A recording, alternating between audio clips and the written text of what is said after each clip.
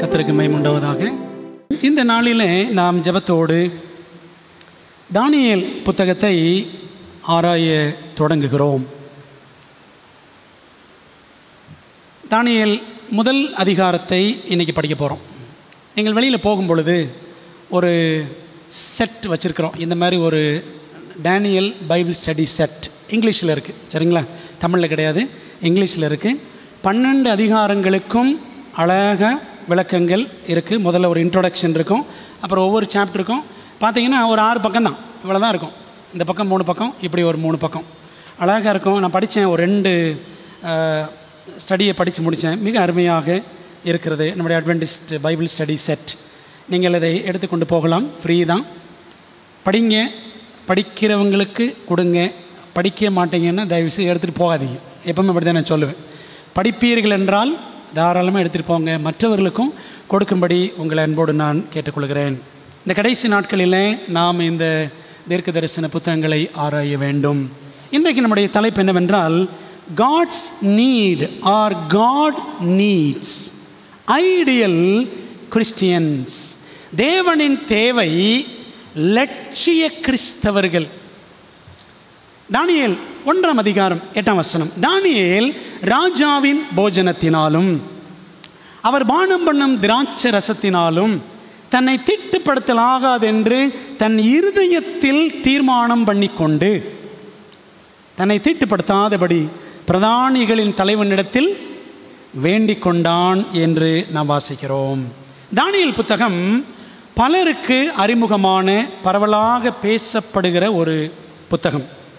அதில் குறிப்பாக சிங்கக்கெபி, அக்கினி சூளை ஆகிய கதைகள் சிறுவர்கள் மத்தியில் மிகவும் பிரபலம். ஆனால் கேள்வி, தானியேல் புத்தகத்தின் கதைகள் வெறும் படுக்கை நேர கதைகளா? பெட் டைம் ஸ்டோரிஸ் மட்டும்தானா தானியேல் புத்தகத்தின் கதைகள்? அல்லது தானியேல் புத்தகம் எதிர்கால நிஜத்தை காட்டும் எச்சரிப்பின் புத்தகமா என்பதை நாம் சிந்திக்க வேண்டும். தானியேல் புத்தகத்தில் எத்தனை அதிகாரங்கள்?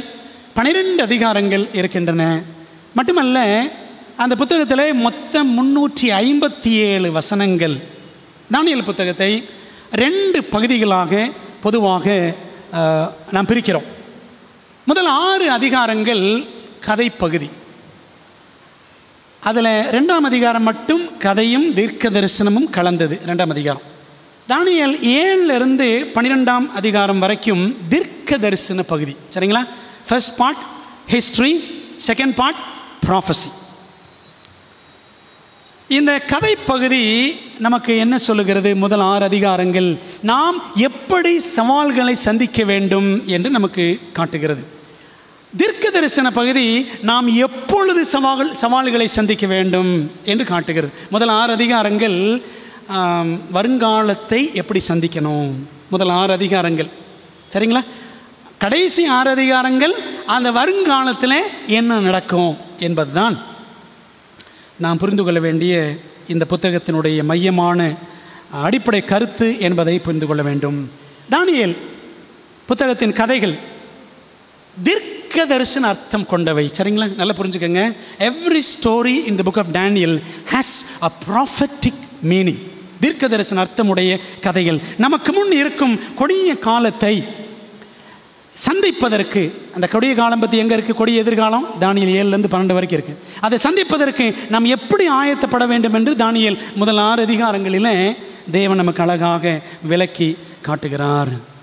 வருகையின் அடையாளங்கள் பற்றி ஆண்டவர் இயேசு கிறிஸ்து செய்த பிரசங்கம், ஒளிவமலை பிரசங்கம்னு சொல்லுவாங்க, சரிங்களா?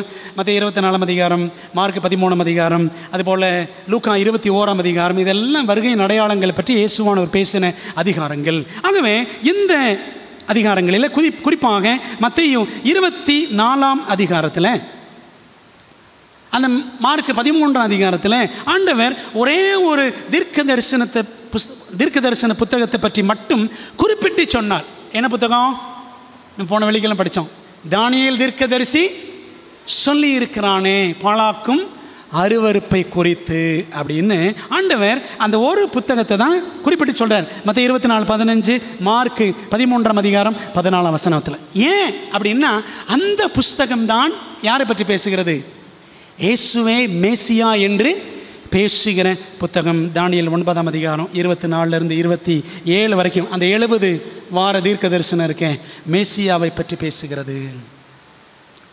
அன்பானவர்களே, ஆனால் யூத ரபிமார்கள் யார் இந்த மேசியா பற்றி சொல்லுகிற அந்த தானியேலின் வேத பகுதியை, தானியேல் 9ஆம் அதிகாரம் 24 27 வரைக்கும் இந்த பகுதியை யார் ஆராய்கிறார்களோ அவர்கள் மீது விசேஷமான ஒரு சாபத்தை யூதர்கள் சொல்லி வைத்திருக்கிறார்கள்.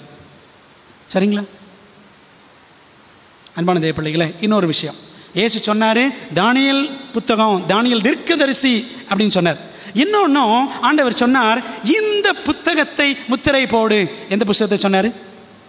தானியேல் 12ஆம் அதிகாரத்தில் 4ஆம் வசனத்தில் தேவன் சொன்ன ஒரே புத்தகம் தானியேல் புத்தகம் தான். வேறு எந்த புத்தகத்தையும் முத்திரை போடுன்னு ஆண்டவர் சொல்லவில்லை.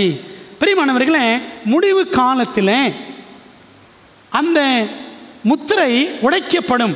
ஆண்டவர் முத்திரை போட சொன்னார் இந்த புத்தகத்தை, அது உடைக்கப்படும். அதை தானியேல் புத்தகத்தின் முடிவு அதிகாரத்தில் தெளிவாக நாம் காணலாம்.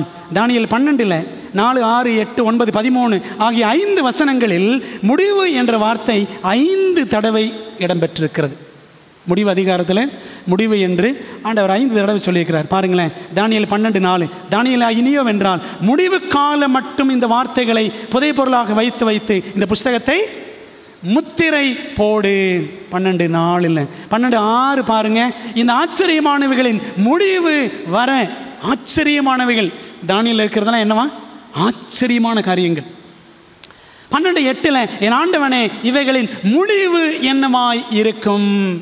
12 9 தானியேலே போகலாம், இந்த வார்த்தைகள் முடிவு காலம் மட்டும் புதைப்பொருளாக வைக்கப்பட்டும் முத்திரிக்கப்பட்டும் இருக்கும். அப்போ தானியேல் காலம் முடிவு காலம் கிடையாது. சரிதானே? நம்ம அதை படித்தோம். முடிவு காலம் எந்த வருஷம் ஆரம்பிச்சிச்சு? 1798ஆம் வருஷம், கிபி 1798 போன வெள்ளிக்கிழமை படித்தோம். சரிங்களா? அந்த அறிமுக செய்தியை கொஞ்சம் யூடியூப்பில் போய் கேளுங்க. தானியேல் 12 13 நீயோ வென்றால் முடிவு வரும் மட்டும். சரிங்களா? அதையும் சேர்த்தோம்னா 6 தடவை. முடிவு வரும் மட்டும் போயிரு, நீ இளைப்பாரி கொண்டிருந்து நாட்களின் முடிவில் உன் சுதந்திர வீதத்துக்கு எழுந்திருப்பாய். பார்த்தீங்களா? அப்போது முடிவு அதிகாரத்தில் ஆண்டவர் முடிவு முடிவு முடிவுன்னு 6 தடவை சொல்லியிருக்கிறார். 5 தடவை போட்டுட்டேன், 6 தடவை. அன்பான தேவ பிள்ளைகளே, நாம் இந்த கடைசி நாட்களில் செய்ய வேண்டியது என்ன? தேவனே, இந்த தானியேல் புத்தகத்தின் முத்திரையை உடைத்து அதை எனக்கு விளங்க செய்யும், உம்முடைய சித்தம் எனக்கு உணர்த்தும் என்று என்ன செய்யணும்? நம்ம ஜெபத்தோடு இந்த புத்தகத்தை படிக்கணும். வாலிப பிள்ளைகள் ரொம்ப கருத்தாக என்ன செய்யணும்? தானியேல் புத்தகத்தை கற்றுக்கொள்ள வேண்டும். ஜோமனுமா, ஜோமணி படிக்கலாமா? நல்ல தகப்பனே, இந்த நாளுக்காக நன்றி. தானியேல் புத்தகத்தின் ஒவ்வொரு அதிகாரத்தையும் நாங்கள் படிக்க இருக்கிறோம். கர்த்தாவே, இந்த நாளிலே இதை நாங்கள் படிக்கும் பொழுது ஆண்டவர் உம்முடைய வேதத்தில் உள்ள அதிசயங்களை பார்க்கும்படி எங்கள் கண்களை திறக்கும்படியாய் நாங்கள் ஒப்புக் கொடுக்கிறோம். ஆண்டவரே, எங்களோடு பேசும் கர்த்தாவே, உம்முடைய மெல்லிய சத்தத்தை எங்களுக்கு கேட்க செய்யும். உலக சத்தங்கள் உன்னதரின் சத்தத்தை கேட்க செய்ய தடையாயிராதபடி ஆண்டவரே எங்களுக்கு கிருபை செய்யும். முத கரத்தில் ஒப்புக் கொடுக்கிறோம். கர்த்தாவை சொல்லும் அடியார்கள் கேட்கிறோம். இந்த செய்திகளை நாங்கள் ஒருத்தருக்காவது பகிர்ந்து கொடுக்க எங்களுக்கு கிருபை தாரும். நீர் பிறகு நாங்கள் சிறுகும் உதவி செய்யும். இயேசுவின் மூலம் ஜெபிக்கிறோம் நல்ல பிதாவே, ஆமென். அன்பான தேவ பிள்ளைகளே, முடிவு காலத்தின் முடிவிலே இருக்கிற நாம் மிகுந்த ஜெபத்தோடு தீர்க்க தரிசனங்களை ஆராய வேண்டியது அவசியம் என்பதை மனதில் வைத்துக் கொள்வோம். மாபெரும் போராட்டமும் தோல்வியும். தானியேல் 1ஆம் அதிகாரம் எடுத்துக்கொள்ளுமா? பைபிளை கொஞ்சம் திறக்கலாமா? தானியேல் 1ஆவது அதிகாரம். எல்லாமே ஸ்க்ரீனில் வராது, கொஞ்சம் வசனங்களெல்லாம் நம்ம என்ன செய்யணும்? திறந்து படிக்கணும். தானியேல் 1ஆம் அதிகாரத்தில் முதல் 2 வசனங்களை நான் வாசிக்க போகிறேன். பழைய ஏற்பாட்டில் பக்கம் 1028 1028. யூதாவின் ராஜாவாகிய யோயாக்கீம் அரசாண்ட 3ஆம் வருஷத்தில் பாபிலோனின் ராஜாவாகிய நேபுகாத்நேச்சார் எருசலேமுக்கு வந்து அதை முற்றுகை போட்டான். அப்பொழுது ஆண்டவர் யூதாவின் ராஜாவாகிய யோயாக்கீமையும் தேவனுடைய ஆலயத்தின் பாத்திரங்களில் சிலவற்றையும் அவன் கையில் ஒப்பு கொடுத்தார். அவன் அந்த பாத்திரங்களை சினையார் தேசத்தில் உள்ள தன் தேவனுடைய கோவிலுக்கு கொண்டு போய் அவைகளை தன் தேவனுடைய பண்டசாலைக்குள் வைத்தான் என்று வாசிக்கிறோம். அன்பானவர்களே, இந்த 2 வசனங்களை நாம் படித்தால், யூதாவின் ராஜா பாபிலோனின் ராஜா, யோயாக்கீம் நேபுகாத்நேச்சார், எருசலேம் பாபிலோன். எருசலேம் என்றால் சமாதான நகரம் அர்த்தம், பாபிலோன் என்றால் குழப்பம் என்று அர்த்தம். ஆண்டோடைய ஜனங்கள் எங்கே போயிட்டாங்க? குழப்ப நகரத்துக்கு போயிட்டாங்க, சமாதானத்தை விட்டுட்டு. அது மட்டுமல்ல, எருசலேம் தேவாலயம் சினையார் தேச தேவனின் கோவில் அப்படின்னு படிக்கிறோம், சரிதானே? நேபுகாத்நேச்சர் வந்தான் பாபிலோன் இந்த எருசலேமுக்கு வந்து, எருசலேம் தேவாலயத்தின் இந்த பரிசுத்தமான பாத்திரங்களை கொண்டு போய் எங்கே வச்சுட்டான்? அவன் தெய்வம் இருக்கக்கூடிய அந்த கோவிலிலே அவன் வைத்தான். இந்த அதிகாரத்தை ஆரம்பிக்கும் பொழுது மாபெரும் போராட்டம் என்பதை முதல் 2 வசனங்கள் என்ன செய்கிறோம்? அழகாக பார்க்குறோம். அது தேவ ஜனத்துக்கும் புறஜாதியாருக்கும், நன்மைக்கும் தீமைக்கும், கிறிஸ்துவுக்கும் சாத்தானுக்கும் இடையிலான போராட்டம் என்பதை மிக தெளிவாக காட்டுகிறது. எருசலேமின் தேவன் யார்? யெகோவா, அப்படிதானே? எருசலேமின் தேவன் யெகோவா. பாபிலோனின் தெய்வம் 13 பிரதான தெய்வங்களில் முதன்மையானது பேல் அல்லது மார்டூக் என்ற சூரிய கடவுள். அந்த பாபிலோனுக்கு வேறு சில பெயர்கள் என்னன்னு பார்த்தீங்கன்னா, கல்தேயா, சினையார் தேசம், எல்லாம் வேறு பெயர்கள். அன்பானவர்களே, தோல்வியோடு இந்த புத்தகம் ஆரம்பிப்பது போல் தெரிகிறது. தானியேல் புத்தகம். அந்த மார்டூக் தேவனின் கோவிலுக்குள் தான் எருசலேம் தேவாலய பரிசுத்த பாத்திரங்கள் கொண்டு போய் வைக்கப்பட்டன. அந்த காலத்தில் இப்படி கொள்ளையடிக்கப்பட்ட தேவாலய பாத்திரங்களை அவங்க கோயிலில் அந்தந்த அஞ்ஞான அரசர்கள் வைக்கிறாங்கன்னு என்ன அர்த்தம் தெரியுமா? உன் சாமி என் சாமிக்கு அடிமை, உன் தெய்வத்தை விட என் தெய்வம் தான் உயர்ந்தது.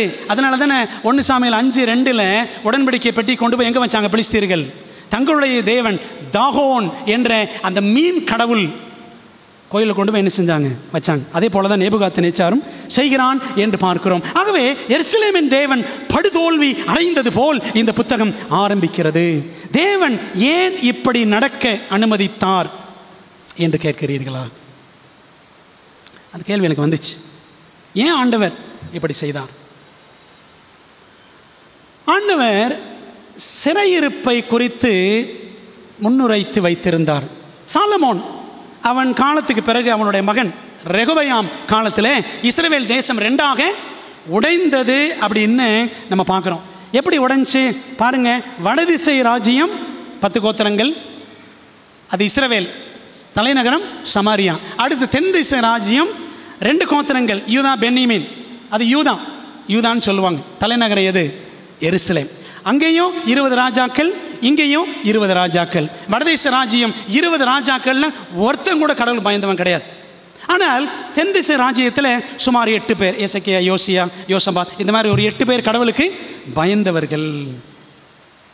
அன்பான தேவ பிள்ளைகளே, ஆக கொஞ்சம் பேர், அந்த 8 பேர் தவிர அந்த ஒரு சில அந்த கோத்திரத்தில் மொத்த கோத்திரங்களில் 12 கோத்திரத்தாருமே விக்கிரக வணக்கம், விபச்சாரம், ஏழைகளை ஒடுக்குதல் என வகை வகையான அக்கிரமங்களை தேவ ஜனங்கள் செய்தார்கள். அதை நம்ம புலம்பல் ஒரு வசனத்தை மட்டும் வாசிக்கிறேன். புலம்பல் 4:13 பாருங்க. அதன் நடுவில், எருசலேமின் நடுவில் நீதிமான்களின் இரத்தத்தை சிந்தின அதன் தீர்க்கதரிசிகளின் பாவங்களினாலும். யாருடைய பாவங்கள்? தீர்க்கதரிசிகளின் பாவங்களினாலும். அதன் ஆசாரியர்கள், பாஸ்டர்மார்கள் பாவங்களினாலும் இப்படி வந்தது. எப்படி வந்தது? எருசலேமுக்கு 70 வருஷம் சிறையிருப்பு வந்ததுன்னு சொல்லிட்டு எரேமியா அந்த நேபுகாத்நேச்சார் வந்து படையெடுத்துட்டு போனதுக்கப்புறம், எருசலேமை அழிச்சதுக்கப்புறம் எரேமியா எருசலேமில் இருந்து புலம்புனர். அதாங்க புலம்பல். அன்பான தேவ பிள்ளைகளே, இன்னும் அதேமாதிரி எரேமியா 23:9-16, 2 நாளாகமம் 36:14-21 நீங்கள் படித்து பாருங்கள். உங்களுக்கு நோட்ஸ் வேணால் நோட்ஸ் எல்லாம் கம்ப்ளீட்டாக கொடுத்துட்றேன், எல்லாமே இருக்குது. அன்பானவர்களே, ஆகவே இவ்வளோ அக்கிரமங்கள், எனவே 2 ராஜ்யங்களுக்கும் சிறையிருப்பு வரும் என்று தேவன் தீர்க்கதரிசிகள் மூலம் முன்னுரைத்து வைத்திருந்தார். இஸ்ரவேலுக்கு அசீரியா மூலம் சிறையிருப்பு எப்போ வந்துச்சு? கிமு 722, 722 BC. 2 ராஜாக்கள் 17 அதிகாரம் முழுக்க படிச்சு பாருங்க. அதே போல யூதாவுக்கு பாபிலோன் மூலம் சிறையிருப்பு வந்தது. கிமு 605, 597, 586 3 தடவை படையெடுத்து வந்தான் நேபுகாத்நேச்சார். அது 2 ராஜாக்கள் 23, 24, 25 ஆகிய அதிகாரங்களிலே நாம் தெளிவாக வாசிக்க முடியும். பாபிலோன் யூதாவை சிறைபிடிக்கும் என்பதை தீர்க்கதரிசிகள் ஏற்கனவே சொன்னபடியே நடந்தது. யாரெல்லாம் சொன்னாங்க பாருங்க. ஏசாயா தீர்க்கதரிசி 13, 21, 39 ஆகிய அதிகாரங்களிலும் ஏசாயாவின் சமகாலத்து தீர்க்கதரிசியான மீகா 4:10 முன்னுரைத்தார்கள். மீகா 4:10 பாருங்க. சீயோன் குமாரத்தியே, தேவஜனமே, பிரசவ ஸ்திரியை போல அம்பாயப்பட்டு வேதனைப்படு. நீ இப்போது நகரத்திலிருந்து புறப்பட்டு வெளிகளில் தங்கி பாபிலோன் வரைக்கும் போவாய். அங்கே விடுவிக்கப்படுவாய். அங்கே கர்த்தர் உன்னை உன் சத்துருக்களின் கைக்கு நீங்களாக்கி மீட்பார் அப்படின்னு மீகா சொன்னார். மீகா மட்டுமில்லை, ஆபகுக் புத்தகம் தனது 3 அதிகாரங்களிலும் அந்த தீர்க்கதரிசி அவர் புலம்புறார். ஆண்டவரே, ஏன் பாபிலோனியர்கள் மூலமாக எங்களை தண்டிக்கிறீர்? அவங்களை விட நாங்கள் மோசமானவங்களா?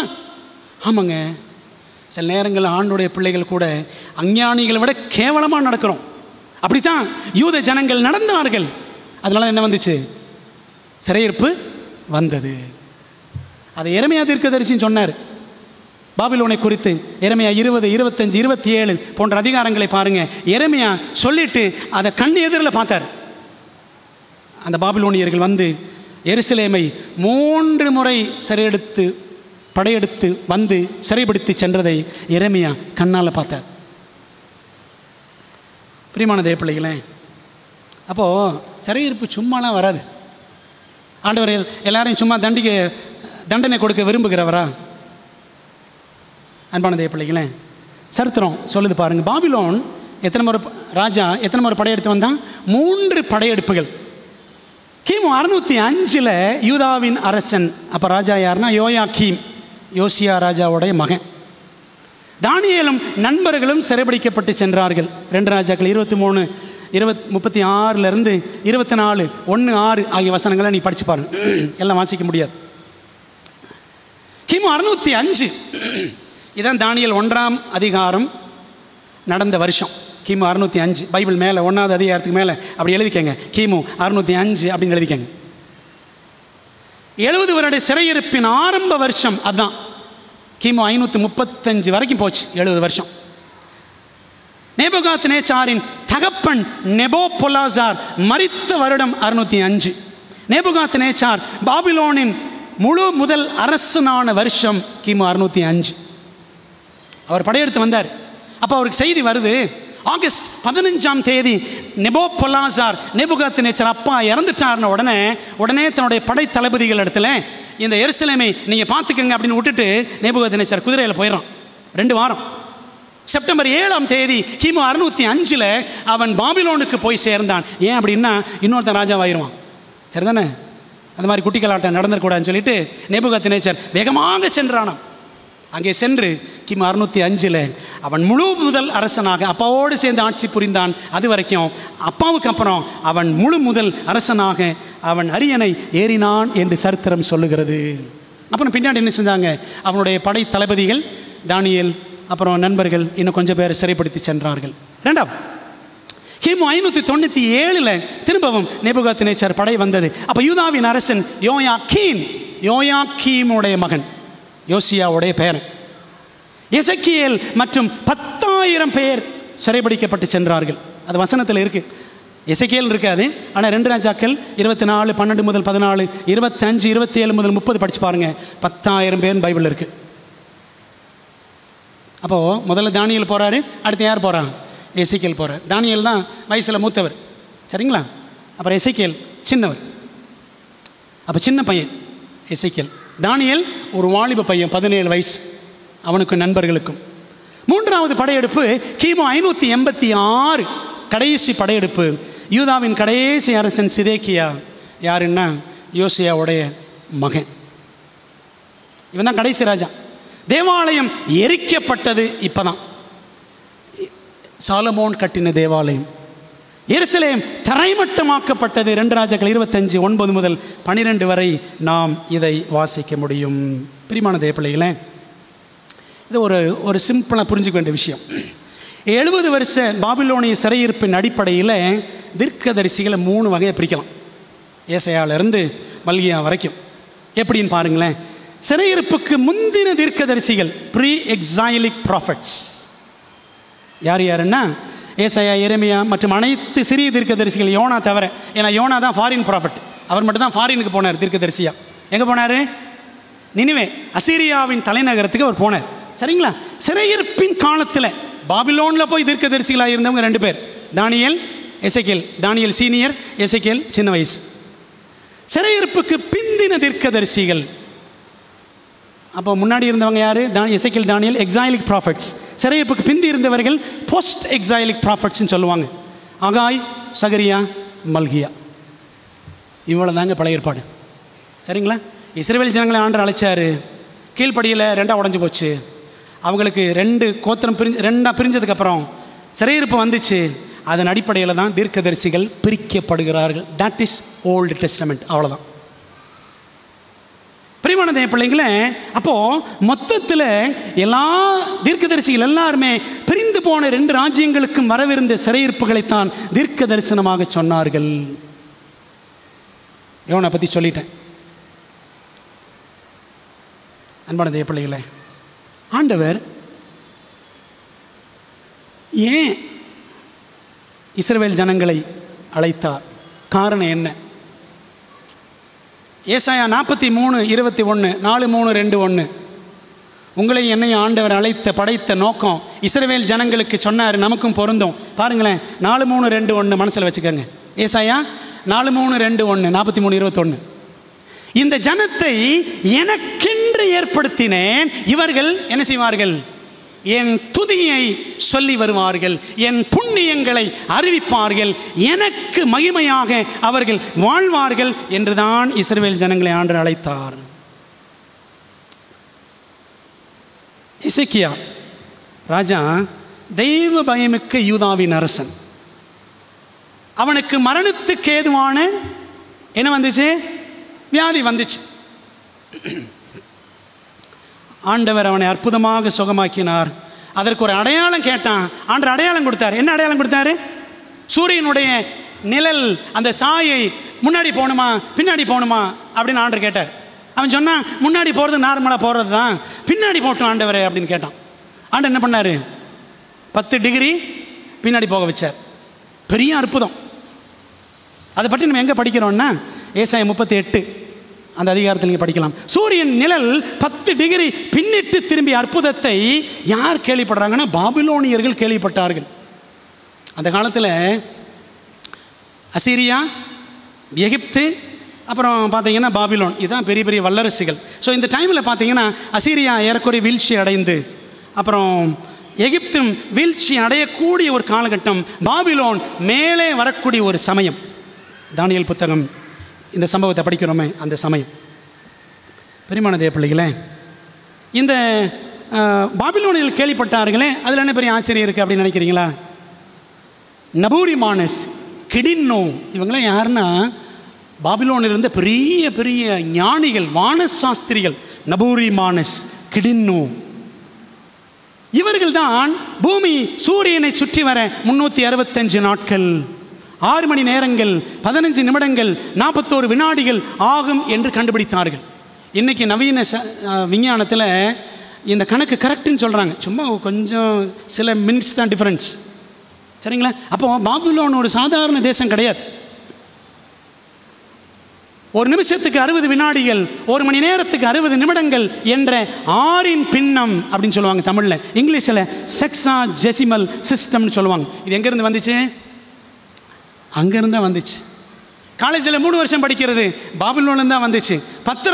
பத்திரம் பதிகிறோம்ல, பத்திரத்தை வச்சுக்கிறோம்ல, அந்த பத்திரம் வந்தது அங்கேருந்து தான் வந்துச்சு. திருவிழாக்களில் இந்த கொட்டடிக்கிறாங்க பார்த்தீங்களா, டம் டும்னு அடிக்கிறாங்கல்ல, தானியேல் 3ஆம் அதிகாரம் அங்கேருந்து தான் வந்துச்சு, பாபிலோன்லேருந்து.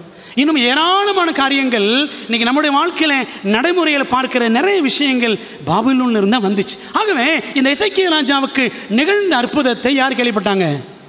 பாபிலோனியர் கேட்டு ஆச்சரியப்பட்டார்கள்.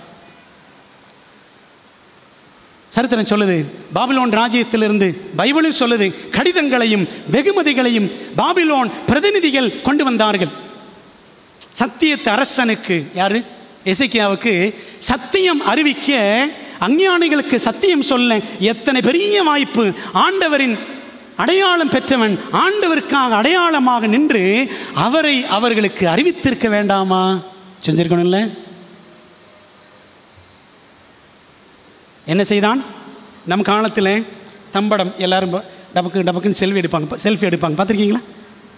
எங்கே போய் நின்னாலும், மாலுக்கு போனாலும் சரி, டோலுக்கு போனாலும் சரி, எல்லாருக்கும் என்ன தான்? செல்ஃபி தான். என்ன பாருன்னு ஒரு ஃபோட்டோ நடக்குதில்ல இன்றைக்கி. நம் காலத்தில் நாம் தம்படம் எடுத்துக்கொள்வது போல அவன் தன்னை பற்றியும், அந்த எசேக்கியா தன்னை பற்றியும் தன் ராஜ்யத்தை பற்றி மட்டுமே தம்பட்டம் அடித்து கொண்டான். ஏசாயா 33ஆம் அதிகாரத்தில் 3ஆம் வசனம் 4ஆம் வசனம் படித்து பாருங்க. ஏசாயா தீர்க்கதரிசி கேட்டார். என்ன கேட்டார்? எசேக்கியா ராஜாட்ட, உன் வீட்டிலே எண்ணத்தை பார்த்தார்கள் அப்படின்னு கேட்டார். அவர் என்ன சொன்னார்? என் வீட்டில் எல்லாத்தையும் நான் காமிச்சேன், நான் காமிக்காது ஒன்றுமே கிடையாது. என்ன கேட்டார் ஏசாயா? ஆண்டவரை காட்டினியா? தேவன் உனக்கு சுகம் கொடுத்தாரே, அந்த ஜீவனுள்ள தேவனை நீ சொன்னாயா அப்படின்ற மாதிரி கேட்குறாரு ஏசாயா. அவர் அதை காட்டலை, தன் பொக்கிஷங்களெல்லாம் காமிச்சாராம் எசேக்கியா ராஜா. இது நடந்த வருஷம் அவன் சுகீனமாகி சுகமடைந்து இந்த பாபிலோனியர்கள் தேடி வந்தது எல்லாமே கிமு 702 702. சரிங்களா? தானியேல் காலத்திலேருந்து கிட்டத்தட்ட ஒரு 80-90 வருஷத்துக்கு முன்னாடி. நல்லா கவனிங்க. These Babylonian ambassadors came to Judah with an interest in the heavenly, but they left with an interest in the earthly.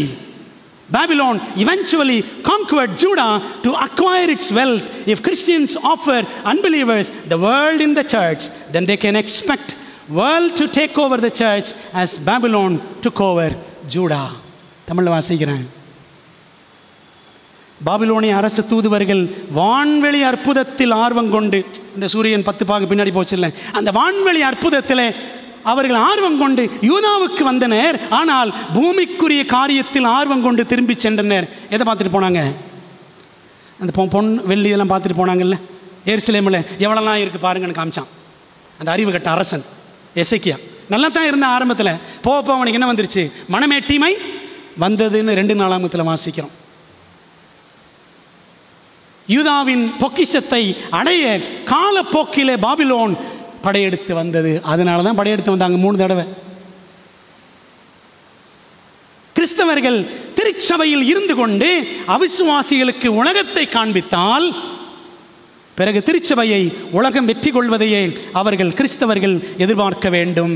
நம்ம உள்ள உட்காந்துக்கிட்டு எதை காட்டணும்? கிறிஸ்துவ காட்டணும். வெளியில் போய் கிறிஸ்துவ காட்டணும், உலகத்தை காட்டிட்டு இருக்கக்கூடாது. உண்மை தானே? அப்போ என்ன நடக்கும்? வெளியில் போய் உலகத்தை காட்டுங்க, கிறிஸ்தவர்கள் உலகம் என்ன செஞ்சிடும்? சபையை தூக்கி சாப்பிட்றோம்.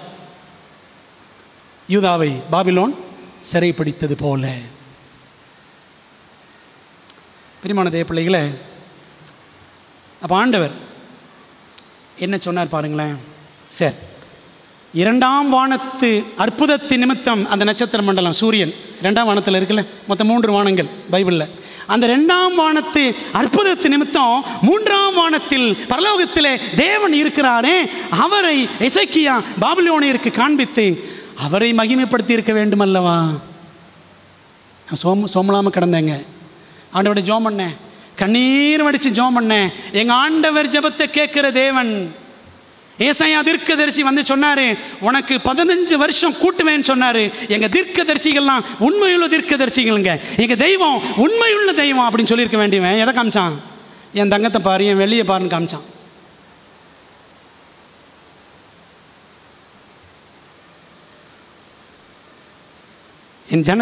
இந்த ஜனத்தை எனக்கென்று ஏற்படுத்தினேன், இவர்களின் துதியை சொல்லி வருவார்கள். அதுக்கு தாங்க நீங்களும் நானும் படைக்கப்பட்டிருக்கிறோம், மறந்துடாதீங்க.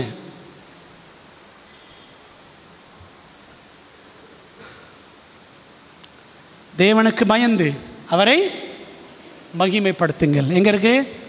நமக்கெல்லாம் தெரிஞ்சது தானே. முத்துவதில் முதல் தூதில் முதல் வரி முதல் வரி படி தான் வாழ்க்கை போகுதா? நம்முடைய வாழ்க்கை தேவனை மையப்படுத்துகிறோமா? யோசித்து பாருங்கள். நீங்களும் நானும் ஏசாயா 43:21 படி வாழ்கிறோமா? வெளிப்படுத்தல் 14:7 முதல் தூதின் முதல் வரி நம்முடைய அன்றாட வாழ்க்கையில் நிறைவேறி வருகிறதா? தேவ சித்தம் செய்யாமல் எசேக்கியா சுயசித்தமே செய்ததால், சுயசித்தம் செஞ்சான், அதான் செஞ்சான். அப்படி செய்ததால் ஏசாயா 39:5-7 வரைக்கும் படித்து பாருங்கள். சிறையிருப்பு யூதாவுக்கு வந்தது. இது படிக்கணுங்க, கண்டிப்பாக படிக்கணும். திறங்க, பைபிளை திறங்க. ஏசாயா 39ஆம் அதிகாரம் படிக்க வேண்டிய ஒரு பகுதி. தானியேலுக்கும் இந்த பகுதிக்கும் சம்பந்தம் இருக்குது.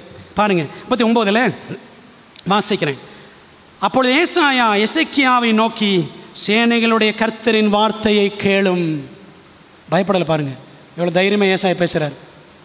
இதோ நாட்கள் வரும், அப்பொழுது உன் வீட்டில் உள்ளதிலும் உன் பிதாக்கள் இந்நாள் வரைக்கும் சேர்த்ததிலும், தங்கம் வெள்ளி எல்லாமே, ஒன்றும் மீதியாய் வைக்கப்படாமல் எல்லாம் பாபிலோனுக்கு கொண்டு போகப்படும்.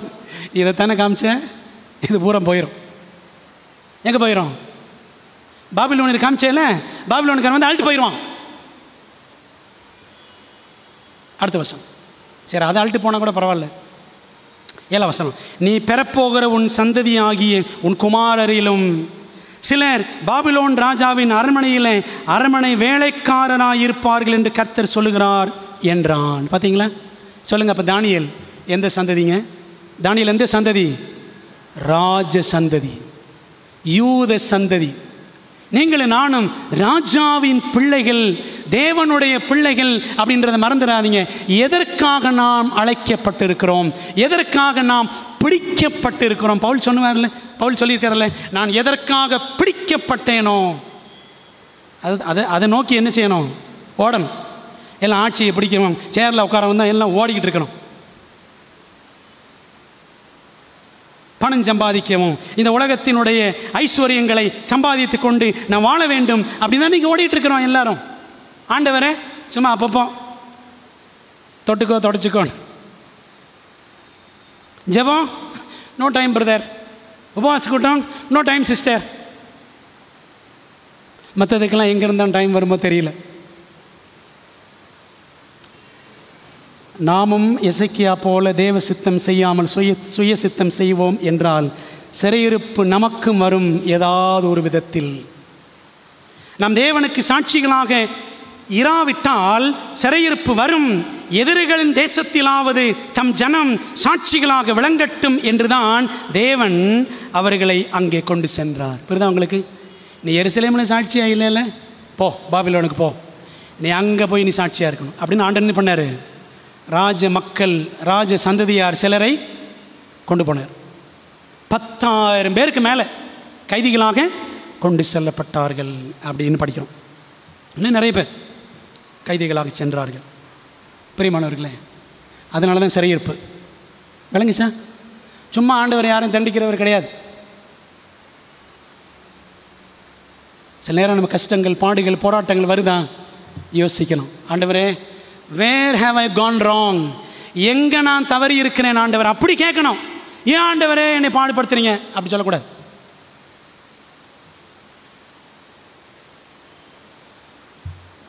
மூன்று பாடங்களை நாம் இன்னைக்கு படிக்க போகிறோம். தேவனின் தேவை என்ன? தேவை லட்சிய கிறிஸ்தவர்கள். இஸ்ரவேல் மக்கள் அப்படி இருந்தாங்களா? லட்சியமான இஸ்ரவேல் ஜனமாக இருந்தாங்களா? இல்லை. நமக்கு தேவை மூன்று முக்கியமான பாடங்கள். தேவனின் தேவை லட்சியமிக்க கிறிஸ்தவ பெற்றோர்கள், ஆசிரியர்கள். நம்ம என்ன பாடம் படிக்க போகிறோம்னா, இந்த தானியேல் 1ஆம் அதிகாரம் மூலமாக தேவனுக்கு தேவைப்படும் லட்சிய கிறிஸ்தவர்கள் யார் யார், அவர்களை இந்த 1ஆம் அதிகாரம் நேரடியாகவும் மறைமுகமாகவும் நமக்கு காட்டுகிறது. மறைமுகமாக நம்ம படிக்கிற முதல் பாடம் என்ன தெரியுமா? ஆண்டவருக்கு யார் தேவை?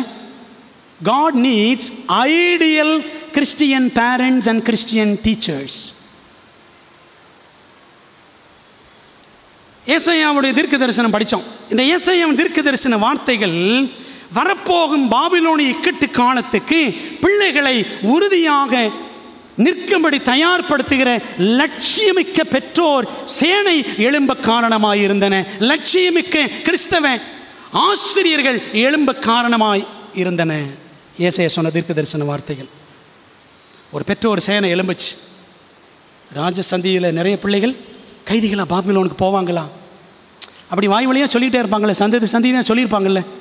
இது தானியேல், அனனியா, மீஷாவேல், அசரியா அவங்க அம்மா அப்பாவுக்கெல்லாம் தெரிய வந்துச்சு.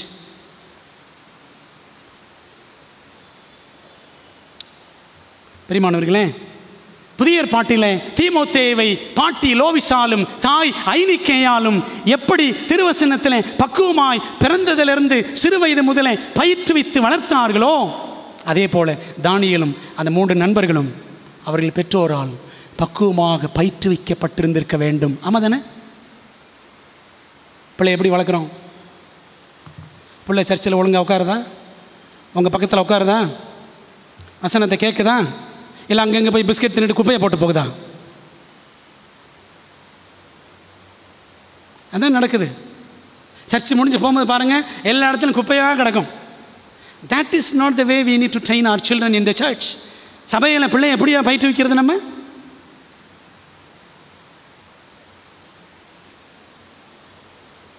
அன்பான தேவ பிள்ளைகளை கொஞ்சம் யோசித்து பாருங்க. இந்த தானியேல் பிறந்தது கிமு 622 BC 622. அந்த வருஷத்தில் பிறக்கிறார். கிமு 605 கைதியாக போகிறார். அப்போ எத்தனை வயசு கணக்கு பார்த்துக்கங்க? 17 வயசு. கிமு இறங்கிக்கிட்டே வரும், டிசெண்டிங் ஆர்டரில் வரும். 17 வயதில் அவன் கைதியாக பாபிலோனுக்கு கொண்டு செல்லப்படுகிறான். உரியா ஸ்மித் என்ற அட்வென்டிஸ்ட் வேத அறிஞர், முன்னோடி, நம்முடைய GCயோட ஃபஸ்ட்டு செக்ரட்டரி, அவர் தான் தானியேல் வெளிப்படுத்தலுக்கு முதல்ல விளக்கம் எழுதினவர். அவர் சொல்கிறார், தானியேல் மரிக்கும் பொழுது 94 வயசு. அநேகர் அப்படித்தான் சொல்கிறாங்க, 90 வயசு வரைக்கும் தானியேல் உயிரோடு இருந்தார் என்று. ஆகவே அந்த 94 வயது வரை தேவனுக்காக நின்று 2 ராஜ்யங்களை கண்டு, பாபிலோன், மேதிய பெர்ஷியா, இந்த ராஜ்யங்களை கண்டு 7 அரசர்களின் கீழே, பைபிளில் வந்து நேபுகாத்நேச்சார், கோரேஸ், தரி அப்படி தான் போட்டிருக்கோம். 3 ராஜாக்கள் தான் போட்டிருக்கோம். ஆனால் 7 ராஜாக்கள், 7 அரசர்களை அந்த தானியேல் கண்டு தேவ பணியும் வெற்றிகரமாக அரசு பணியும் அவர் ஆற்றி இருந்திருக்கிறார் என்றால், சின்ன வயசில் அந்த தானியேலுக்கும் நண்பர்களுக்கு எவ்வளவு திடமான அஸ்திபாரம் போடப்பட்டிருந்திருக்கிறது என்று சற்று யோசித்து பாருங்கள். பிள்ளைகளை எப்படி வளர்க்குறோம்? எப்படி வளர்ப்பாங்க தெரியுமா? யூத பெற்றோர் தங்கள் பிள்ளைகளை 12 வயது வரைக்கும் தங்களது கட்டுப்பாட்டில் கண்காணிப்பின் கீழே வைத்துத்தான் வளர்த்தார்கள். இப்போ நம்ம 1.5 வயசு, 2 வயசு, 3 வயசு, 5 வயசில் பள்ளிக்கூடத்தில் போட்டுறோம். அதெல்லாம் விட்டுருங்க, அதெல்லாம் நான் சொல்லலை. பைபிள் காலத்தில் என்ன செஞ்சாங்க அவ்வளோதான் சொல்கிறேன், சரிங்களா பிரியமானவர்களே? அப்போது அந்த 12 வயசு வரும்பொழுது பார்த்தீங்களா, மோசே 12 வயசு வரைக்கும் அம்மா கிட்ட தான் வளர்ந்தான், யோக பேத்துட்ட, சரிதானே? இயேசு கிறிஸ்து 12 வயசு வரைக்கும் அப்படி தான் வளர்க்கப்பட்டார். யூத ஆண் பிள்ளைகள் 12 வயதுக்குள் உபாகமம் புத்தகத்தை மனப்பாடமாக சொல்லும்படி பிள்ளைகளுக்கு ட்ரைனிங் கொடுத்துருவாங்களாம். நம்ம பிள்ளைகள் மனப்பாட வசனம் சொல்லுதா? தக்கி முக்கி, அது 13ஆம் வாரத்தில் தான் சொல்லுது, அது வேற. இன்னைக்கு நிறைய பேர் திருச்சபைகளில் பெரியோர்கள் மனப்பாட வசனம் சொல்கிறது கிடையாது. ரொம்ப ஃபேஷன் ஆகி போச்சு மனப்பாட வசனம் சொல்லாமல் இருக்கிறது. ஆமாவா இல்லையா பிரியமானவர்களே? ஆனால் யூத பெற்றோர் அப்படி தான் பயிற்சி கொடுத்தார்கள். The father and the mother should be the first teachers of their children. தகப்பனும் தாயும் தங்கள் பிள்ளைகளுக்கு முதல் ஆசிரியர்களாக இருக்க வேண்டும். நம்ம வீடு தான் ஃபர்ஸ்ட் சர்ச். நம்முடைய வீடு தான் முதல் சபை. குடும்ப சபை இருக்கா வீட்டில்? எத்தனை குடும்பத்தில் இருக்குது? குடும்ப சபை ஒழுங்காக நடக்குதா? ஒவ்வொரு குடும்பத்திலையும் காலையிலையும் சாயங்காலம் இருக்கணும், சரி பரவாயில்ல, ஒரு நேரமாவது நடக்குதாங்க குடும்ப ஜபம். பேர் கிறிஸ்தவ குடும்பம். சிறையிருப்பு வரும், சிறையிருப்பு வரும்.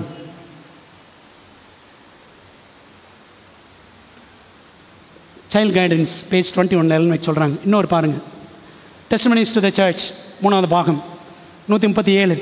Parents should be the only teachers of their children until they have reached 8 or 10 years of age. பிள்ளைகள் 8 அல்லது 10 வயதை அடையும் வரைக்கும் பெற்றோர் மட்டுமே அவர்களது ஆசிரியர்களாக இருக்க வேண்டும். பைபிள் அடிப்படையில் சொல்கிறாங்க. ஜீசஸ் அப்படி தான் வளர்ந்தார், மோசே அப்படி தான் வளர்ந்தார், சரிதானே? அப்படி தான் பைபிள் சொல்லுது. ஏதோ எல்மெண்ட் புதுசாக சொல்கிறாங்கன்னு நினச்சிக்காதீங்க. அவங்க சொல்கிறதெல்லாம் பயில்படுத்தேன்னு சொல்லுவாங்க, எனக்கு நல்லா தெரியும். பிரியமான தேவ பிள்ளைகளே, அப்போ யோசித்து பாருங்க, இன்றைக்கு நான் படித்தோம்ல, ஆசிரியர்கள் பெற்றோர் அப்படி பயிற்சி வைத்தாங்க தானியேல் நண்பர்களையும். யார் ஆசிரியர்கள் அப்படின்னா, எரேமியா, ஆபகுக், செப்பனியா மற்றும் நாகும் ஆகிய தீர்க்கதரிசிகளான ஆசிரியர்களும் தங்கள் பள்ளிக்கூடங்களில், நேற்று இரவு சொன்னேன்ல, தீர்க்கதரிசிகளின் பள்ளிக்கூடங்கள் அந்த காலத்தில் இருந்துச்சு. சாமுவேல் தான் ஃபஸ்ட்டு பிரின்சிபல். சாமுவேல் முதல்வர் அவர் தான். அப்புறம் எலியா, எலிசா, நீங்கள் படித்து பாருங்கள், தீர்க்கதரிசிகளின் புத்திரர் அப்படின்னு இருக்கும். 50 பேர் அப்படின்னு படிக்கலாம் 2 ராஜாக்கள். சரிங்களா? இவங்கெல்லாம் தீர்க்கதரிசி மட்டும் கிடையாது. சாமுவேலும் எலியாவும் எலிசாவும் அவங்கெல்லாம் they were also teachers. அந்த வாலிப பிள்ளைகளை இந்த 12 வயசு வரைக்கும் பிள்ளைகளை வளர்த்துட்டு அவங்க வாலிப பிள்ளைகள் ஆன உடனே யூத பெற்றோர் நினைச்சுவாங்களாம், அந்த தீர்க்கதரிசிகள் பள்ளிக்கூடங்களை போய் விட்டுருவாங்களாம். அவங்கள அந்த தீர்க்கதரிசிகள் ட்ரெயின் பண்ணி அதுக்கப்புறம் என்ன செய்வாங்களாம், இஸ்ரவேல் தேசத்தில் தீர்க்கதரிசிகளாக, அரசர்களாக, அதுக்கப்புறம் ஆசாரியர்களாக அபிஷேகம் பண்ணி ஊழியத்துக்கு அனுப்புவாங்களாம். இப்படி தாங்க அந்த காலத்தில் பள்ளிக்கூடம் நடந்துச்சு. இன்றைக்கி அப்படியா பள்ளிக்கூடம் நடக்குது? எல்லாம் பிஸ்னஸ் ஆகி போச்சு. அப்படி தான் சொல்கிறாங்க, ஓப்பனாக சொல்கிறாங்க. நானும் ஓப்பனாக சொல்கிறேன், பயமே இல்லை. பள்ளிக்கூடங்கள் எதுக்கு நடக்குது? Business. Adventist schools are our schools shining as lights in this dark world. நம்முடைய பள்ளிக்கூடங்கள் இந்த இருண்ட உலகத்திலே வெளிச்சமாக, கலங்கரை விளக்கமாக இருக்கிறதா? இருக்குது. கொஞ்சம் லைட்டாக இருக்கணும். லைட்டாக இருக்குது. அப்படி தானே? அன்பான தேவ பிள்ளைகளே, அப்போ பாருங்கள், இந்த தீர்க்கதரிசிகள் தங்களுடைய பள்ளிக்கூடத்தில் இருந்த இந்த வாலிப பிள்ளைகளுக்கு வரப்போகும் இக்கட்டு காலத்திற்கு அவர்களுக்கு நன்றாக போதித்து அவர்களை ஆயத்தப்படுத்தினார்கள். அம்மா அப்பா ஆயத்தப்படுத்தினாங்க. அதுக்கப்புறம் யார்? தீர்க்கதரிசிகள் ஆயத்தப்படுத்தினார்கள். பிள்ளைகளை கேட்க வைக்கணும். சத்தியத்தை கேளு, நீ கேட்டியா, பைபிள் படிச்சையா, பிள்ளைகிட்ட கேட்கணும். பிள்ளை சில நேரம் நடிச்சுட்டு போயிடும். உங்களுக்கு முன்னாடி படிக்கிற மாதிரி படிக்கணும்னு நினைப்போம், அது நடிக்கும்னு நமக்கு தெரியாது. எத்தனை பேர் பைபிளை பிள்ளைகள் படிக்கிறோம், எத்தனை பேர் நடிக்கிறோம், கடவுளுக்கு தான் தெரியும். அன்பான தேவ பிள்ளைகளே, அப்போது அந்த காலத்தில் இப்படியெல்லாம் பயிற்சி கொடுத்தாங்க. வீடுகளில் பெற்றோர்களும் பள்ளிக்கூடங்களிலே தீர்க்கதரிசிகளும் இந்த வாலிய பிள்ளைகளுக்கு வரப்போகும் சிறையிருப்பை சொல்லி சொல்லி வளர்த்திருப்பார்கள். எப்படி பிள்ளைகளை ஆயத்தப்படுத்துகிறோம்? பிள்ளைகளை அமெரிக்கா போகிறதுக்கு ஆயத்தப்படுத்துகிறோமா? லண்டன் போகிறதுக்கு ஆயத்தப்படுத்துகிறோமா? போகட்டும், வேண்டான்னு சொல்லலை. லண்டனுக்கு அமெரிக்காவுக்கு நான் எதிரி கிடையாது, சரிங்களா? போகட்டும். ஆனால் பிள்ளைகளை என்ன சொல்லி வளர்க்கணும்?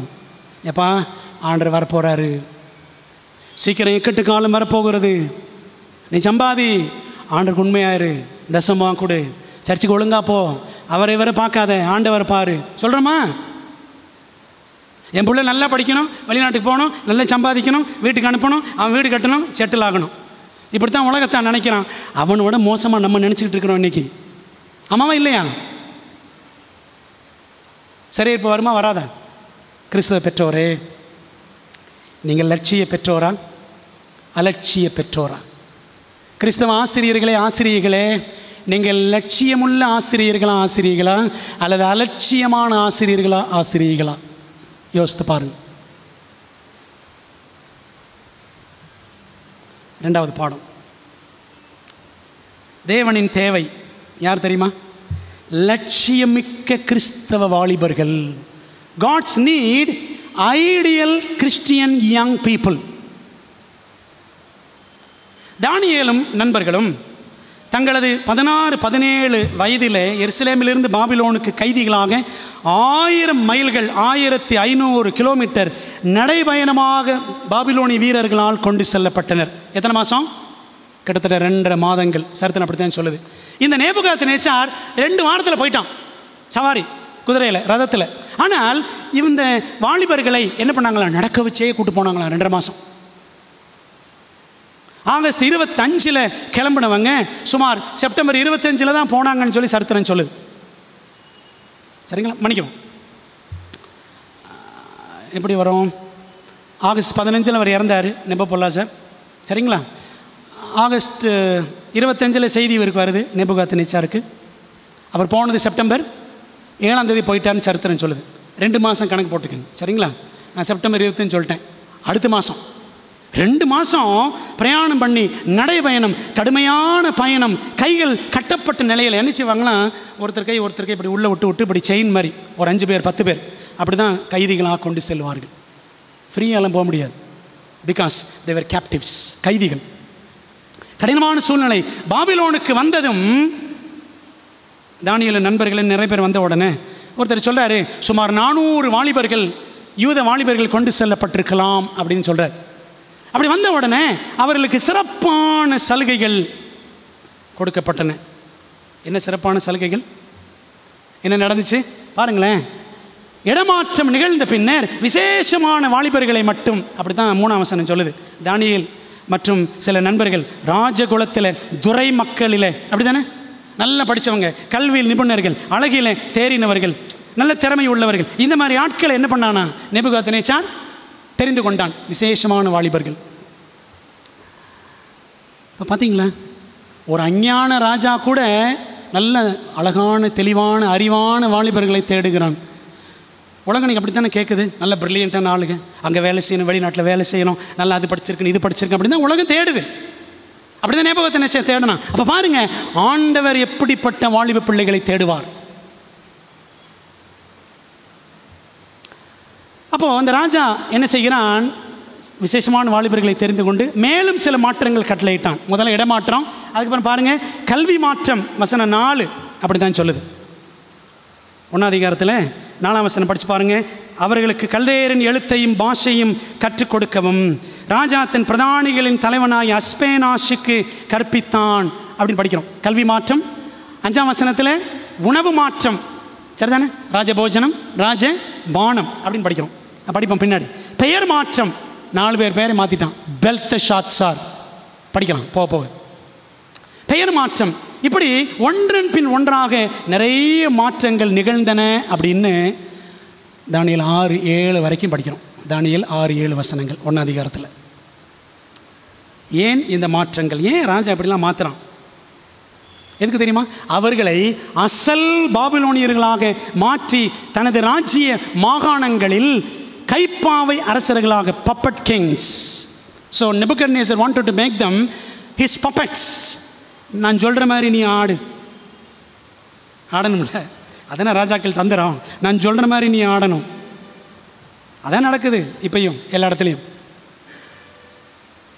உங்களுக்கு புரியும் நினைக்கிறேன். பிரியமானவர்களே, puppet kings. Nebuchadnezzar wanted to make Daniel a puppet, but God wanted to make him a prophet. Do you want to be a puppet or prophet?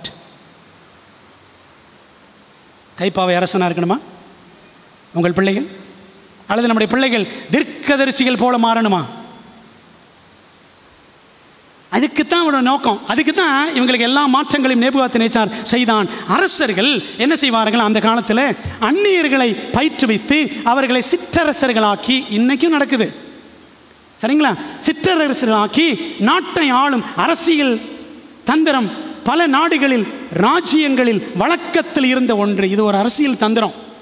வெளிநாட்டில் இருந்து ஆட்களை கைது பண்ணிட்டு வந்து அவங்கள நல்லா ட்ரெயின் பண்ணி அந்தந்த நாட்டு வழக்கத்தை, பாபிலோன் வழக்கத்தை கற்றுக் கொடுத்து, நீ என் நாட்டில் அங்கங்கே போய் நீ ஆளுகை செய், நான் சொல்கிறத கேளு, நான் தான் டாப் ராஜா, நீ ஒரு டூப் ராஜா. புரியுதா உங்களுக்கு? டூப் பண்ணி இருந்துக்கோ, நான் சொல்கிறத நீ கேளு. புரியுதா உங்களுக்கு? இப்படி தான் நடந்துச்சு. அதனால தான் இடமாற்றம், கல்வி மாற்றம், பெயர் மாற்றம் எல்லாம் நடந்துச்சு. இதெல்லாம் பொறுத்து கொண்ட தானியேலின் நண்பர்களும் ஒரு மாற்றத்தை மட்டும் அவர்கள் என்ன செய்யலை, ஓகே சொல்லலை. எதுக்கு? பேர் மாத்திரையா, கருப்புசாமின்னு வைக்கிறியா, சரி வச்சுக்கோ போ. சண்முகநாதன் அப்படின்னு ஒரு ஐயா இருந்தார். அவர் பேர் சாகிற வரைக்கும் மாற்றவே இல்லை. பேர் மாற்றுறதெல்லாம் கட்டாயம் கிடையாதுங்க. நீங்கள் சுப்புலட்சுமின்னு வரீங்களா, சுப்புலட்சுமினே இருங்க, பிரச்சனையே கிடையாது.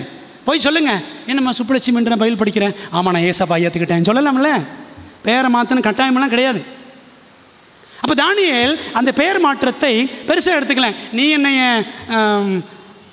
மீஷாவேல் அப்படின்னு கூப்பிடுறியா, மேஷாக்குன்னு கூப்பிடுறியா, சரி கூப்பிட்டுப்போ, என் பேர் மீஷாவேல் தான். பெல்தஷாத்சார்னு சொல்கிறியா, நீ கூப்பிட்டுக்கப்பா, என் பேர் தானியேல் தான். God is my judge. தேவனே என் நியாயாதிபதி. ஏன் இந்த பேர் வச்சாங்கன்னா அவங்கவுங்க தெய்வத்தின் பேரை வச்சாங்க. பாருங்களேன், அந்த லிஸ்ட்டை பார்ப்போம். எபிரேய பேர் தானியேல், என்ன அர்த்தம்? தேவனே நியாயாதிபதி. அந்த பேரை தானியேல் அப்படி கூடும்போதெல்லாம் God is my judge, Jehovah is my judge அப்படின்னு எல்லாருக்கும் தெரியும். இவன் பேரை மாத்தினா ராஜா என்ன மாத்திரான்? பெல்தஷாத்சார், பேலின் மறைவான பொக்கிஷங்களை காப்பவன் அப்படின்னு பேரை மாற்றலாம். அனனியா, கர்த்தர் கிருபை உள்ளவர்னு அர்த்தம். ஷாத்ராக்குன்னு மாற்றினாங்க. நமக்கு இந்த ஷாத்ராக்குன்ற பேர் தான் ஞாபகம் இருக்கும், அப்படி தானே? ஷாத்ராக்கு, மேஷாக், ஆபேத்நேகோ, இந்த மூணும் கேளுங்க, இந்த பக்கம் இருக்கிற எபிரேய பேர் மனசில் டபக்குன்னு வராது, அப்படி தானே? உலகம்தான் உள்ளே போய் உட்காந்துக்குது நமக்கும், உண்மை தானே? ஷாத்ராக், அக்குவின் சந்திர கடவுள், அக்குன்னா சந்திர கடவுள் பாபிலோனில், அக்குவின் கட்டளை அப்படின்னு அர்த்தம், சந்திர கடவுளின் கட்டளை. மீஷாவேல், தேவனை போன்றவர் யார்? யெகோவா தெய்வத்தை மாதிரி யாருங்க? அதான் அர்த்தம். என்ன பேர் வச்சாங்க? மேஷாக், அதுவும் ஷாக், அக்குவை போன்றவர் யார்? சந்திர கடவுளை போன்றவர் யார்? அசரியா, கர்த்தர் உதவி செய்கிறான். ஆபேத்நேகோ அப்படின்னு பேர் வச்சாங்க. நேகோ அல்லது நேபோவின் ஊழியக்காரன். நேபோ, பெல், மார்டுக், இதெல்லாமே அங்கேருந்து தெய்வங்கள், பாபிலோனிய தெய்வங்கள். இதனால தான் கல்ச்சுரல் சேஞ்ச், ரெலிஜியஸ் சேஞ்ச், கலாச்சார மாற்றம், ஆன்மீக மாற்றம், இதெல்லாம் அந்த ராஜா செய்கிறான். ஆனால் பாருங்கள், இந்த உணவு மாற்றத்திற்கு தானியேல் நண்பர்கள் என்ன செய்யலை? ஒத்துழைக்கலை. அர்த்தமுள்ள ஆவிக்குரிய பெயர்களை யூத பெற்றோர் கருத்தாக தங்கள் பிள்ளைகளுக்கு சூட்டினார்கள். நம்ம என்னங்க பேர் வைக்கிறோம் பிள்ளைகளுக்கு? நான் எப்பவும் சொல்லுவேன், பைபிள் பேர் வைங்க. பைபிள் இல்லாத பேரா என்ன? எஸ்தர், தானியேல், மோசே, யோசுவா, இதுதான் இருக்குது. ஆயிரக்கணக்கான பெயர்கள் பைபிளில் இருக்குது, சரிங்களா? பைபிள் பேர் வைங்க பிள்ளைகளுக்கு, சாட்சியாக சொல்லுங்கள். இது என்ன அர்த்தம்? நம்ம ரொம்ப தினிசாக பேர் வைக்கிறோம். டம்ளர் கீழே போட்டோம்னா டமா டுமா ரொம்ப டங் டிங் சவுண்டு வரும், பார்த்தீங்களா? அந்த மாதிரி பேர்லாம் வச்சுக்கிட்டு இருக்கிறோம் நம்ம, ஜப்பான்காரை வைக்கிற மாதிரி. ஆமாவா இல்லையா? பைபிள் பேரை வைங்க. ஒரு டிக்ஷனரியே கொடுத்துருக்காரு பேருக்கு, உண்மை தானே? ஆனால் அஞ்ஞான பெயர்கள் 4 எபிரேய வாலிபருக்கும் சூட்டப்பட்டன. வெளிப்புறமான பெயர் மாற்றம் என்னும் அந்நிய திணிப்புக்கு அவர்கள் ரியாக்ஷன் காட்டலை. பேர் வைக்கிறா வச்சுருப்போம், அதுக்கு அவர் ரியாக்ஷன் எதிர்வினை காட்டாவிட்டாலும் உணவு விஷயத்தில் உறுதியான தீர்மானத்துடன் அவர்கள் இருந்தார்கள். அதானே படிக்கிறோம். தானியேல் 1:8, தானியேல் ராஜாவின் போஜனத்தினாலும் படித்தோம்ல, அவர் பானம் பண்ணும் திராட்சரசத்தினாலும் தன்னை தீட்டுப்படுத்தலாகாது என்று தன் இருதயத்தில் தீர்மானம் பண்ணிக்கொண்டு பிரதானிகள் தலைவனிடத்தில் வேண்டிக் கொண்டான் அப்படின்னு படிக்கிறோம். பிரியமானவர்களே, காரணம் பாபிலோனியர்கள் அந்த அசுத்தமான மிருகங்களின் மாம்சம் புசித்தவர்கள். பன்னி, ஒட்டகம், முயல் எல்லாம் சாப்பிடுவாங்க. இதெல்லாம் அசுத்த மிருகம் தானே. முயல் கூட அசுத்தம், தெரியுமா உங்களுக்கு? பைபிளில் பாருங்கள். இறால் சாப்பிடக்கூடிய கிறிஸ்தவர்கள் இருக்காங்க, தெரியுமா? எத்தனை பேர் இறால் சாப்பிட்றோம்? சாப்பிடக்கூடாது, பைபிள் படி. பிரியமானவர்களே, இந்த மாதிரி அசுத்தமான மிருகங்களை பாபிலோனியர்கள் புசித்தார்கள். அதை முதலாவது தங்கள் விக்கிரகங்களுக்கு படைத்தார்கள். அப்புறம்தான் ராஜாவுடைய பந்திக்கே வரும், சரிங்களா? அது மட்டும் இல்லை, மேலும் பாபிலோனிய உணவில் லேவியராம சட்டத்துக்கு எதிராக, லேவியராம சட்டம் என்ன? லேவியராம 3:17 படிக்கிறோம். கொழுப்பு சாப்பிடக்கூடாது, ரத்தம் சாப்பிடக்கூடாது.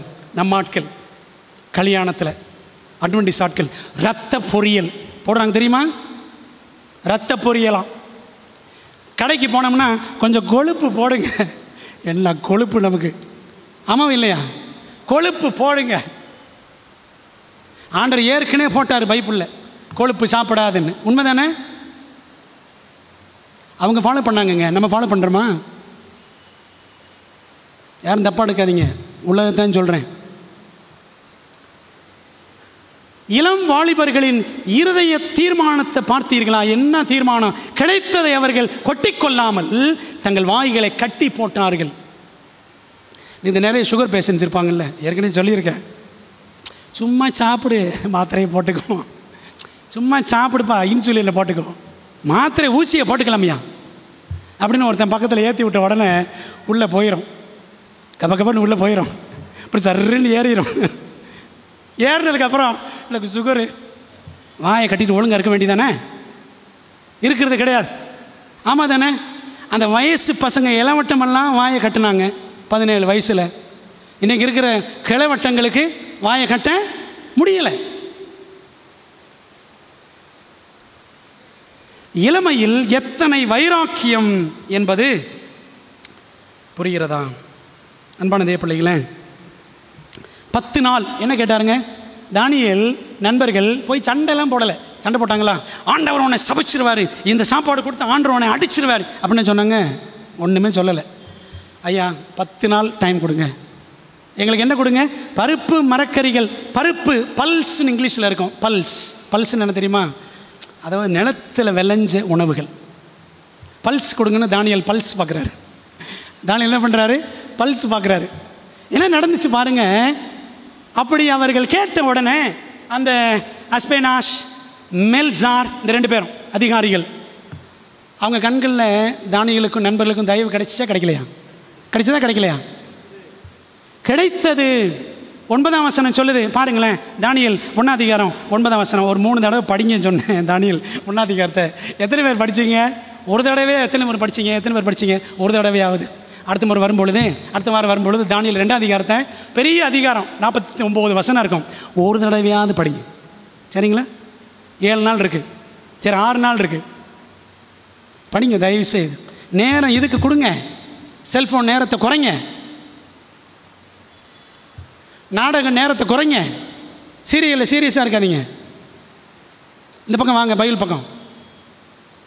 பிரியமானவர்களே, பைபிளில் ஒரு வசனம் இருக்குது, ரொம்ப அழகான வசனம். நீங்கள் படிச்சிங்கன்னா 1 ராஜாக்கள் 8:50 சாலமோன் ஜெபம் பண்ணுவார். அந்த தேவாலய பிரதிஷ்டையின் சமயத்தில் சாலமோன் ப்ரே பண்ணுவார். என்ன ப்ரே பண்ணுவார் பாருங்கள், நான் படிக்கிறேன். 1 ராஜாக்கள் 8ஆவது அதிகாரம் வசனம் 80 ரொம்ப அழகாக ஜெபம் பண்ணுவார். உம்முடைய ஜனங்கள் உமக்கு விரோதமாய் செய்த பாவத்தையும் அவர்கள் உம்முடைய கட்டளையை மீறிய அவர்கள் துரோகங்களையும் எல்லாம் மன்னித்து அவர்களை சிறைபிடித்து கொண்டு போகிறவர்கள் அவர்களுக்கு இறங்கத்தக்கதான இரக்கத்தை அவர்களுக்கு கிடைக்க பண்ணுவீராக. இறக்கம் கிடைச்சா தானியேலுக்கு நண்பர்களுக்கும் சாலமோன் பண்ண ஜெபம். பிரியமானவர்களே, யார் யாரோ பண்ணுற ஜெபங்க நம்மளாம் அன்றைக்கி உயிரோடு இருக்கிறோம். யோசிக்கணும். நீதிமொழிகள் 16:7 சொல்லுது, ஒருவனுடைய வழிகள் கர்த்தருக்கு பிரியமாக இருந்தால் அவன் சத்துருக்களும் அவனோட சமாதானமாகும்படி செய்வான். நம்ம கடவுளுக்கு பிரியமாக இருந்தோன்னு வச்சுக்கோங்களேன், யாருனாலும் சரி நம்ம கூட சமாதானமாயிருவாங்க. ஆனால் கர்த்தருக்கு பிரியமாக இருக்கணும். புரியுதா உங்களுக்கு? அதுதான் நிபந்தனை. Every promise in the Bible is based on condition. நிபந்தனை இல்லாமல் எந்த வாக்கு தத்தமும் நிறைவேறாது. ஆண்டு சொன்னார்ல உபாகமம் 28, உன் கர்த்தருடைய கட்டளைகளின்படி எல்லாம் நீ நடந்தால் இப்பொழுது சொல்லப்படும் ஆசீர்வாதங்கள் எல்லாம் உண்மையில் வந்து உனக்கு பலிக்கும். நீ பட்டணத்திலும் ஆசீர்வதிக்கப்பட்டிருப்பாய், நீ அநேகருக்கு கடன் கொடுப்பாய் அப்படின்னாரு. ஓய்வு நாளை மீறி போட்டு ஆண்டவரே நீ ஆசீர்வதியும் அப்படின்னு சொல்லாதீங்க. புரியுதானே? பிரியமானவர்களே, தலை போனாலும் சரி என்று தானியேலுக்காக துணிந்து விட்டார்கள் அஸ்பேனாஷும் மெல்சாரும். அஸ்பேனாஷ் சொன்னார், எப்பா ராஜா என் தலையை எடுத்து விடாரப்பா, உங்கள் முகம்லாம் வாடி போய் அந்த ராஜ உணவு சாப்பிட்டவங்க முகமெல்லாம் ரொம்ப பிரைட்டாக இருந்துச்சுன்னா என் தலை போயிருமே. சரிதானே? சவால். சத்தியத்திற்காக சவாலான சூழ்நிலைகள் வருங்க, நிற்கணும். இன்றைக்கி நிற்கலைன்னா என்றைக்குமே நிற்க மாட்டோம். அதை மனதில் வைத்து கொள்ளுங்கள். பாருங்களேன், ரோமர் 5:7 படி நல்லவனுக்காக ஒருவேளை ஒருவன் மறிக்க துணிவான் அப்படின்னு இருக்கு. இந்த தானியேல் என்ற நல்லவன் அந்த நண்பர்களாகிய நல்லவர்களுக்காக இந்த அஞ்ஞானிகள் கூட ஓகே நாங்கள் ஹெல்ப் பண்ணுறோம் அப்படின்னு சொல்லி சரி 10 நாள் சாப்பிடுங்க அப்படின்னு சொல்லிட்டான். பருப்பு மரக்கறி, பருப்பு மரக்கறி தண்ணீர் இதான் அவங்க சாப்பிட்டாங்க. சரிதானே? நம்ம எவ்வளோ வாடி போய் வந்திருக்கிறோம், மனாந்தரத்தில் எவ்வளோ கஷ்டப்பட்டோம்பா. பைபிளில் சொல்லியிருக்குல்ல 1 தீமோத்தேயு 4:4-5 தோத்திரம் பண்ணி சாப்பிடுப்பா. நீ ஜெபம் பண்ணா எல்லாம் பரிசுத்தமாயிரும். ஜெபம் பண்ணி அரளிக்காய் சாப்பிடு.